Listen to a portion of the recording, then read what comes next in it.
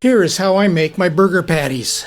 When I make a hamburger, it's made from a 1/4 pound patty. I buy 1 pound chubs of hamburger from Costco and divide it into 4 pieces. What we're looking at here is the last of a 1 pound chub. I already made 3 patties and this is the last one, still sitting on the scale. Panning to the left, you'll see the garlic I'm going to put in the patty. And now we're going to get a good look at all my tools that I made on a 3D printer. There's a main housing, a bottom plate, a push plate, and a push pin.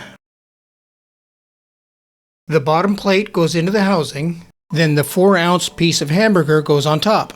I put a divot in the hamburger and then about a teaspoon of minced garlic. Now I press the garlic down into the hamburger, then press it all around the edges with my thumb. Now the push plate goes on top and the push pin on top of the push plate. I bear down on the push pin, rocking the push plate back and forth until it's even all the way across.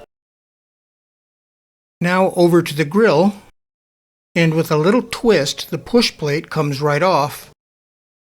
Invert the housing on the grill, place the push pin in the hole in the back of the housing, and press out my burger. Now I have a perfectly formed 1/4 pound patty on my grill.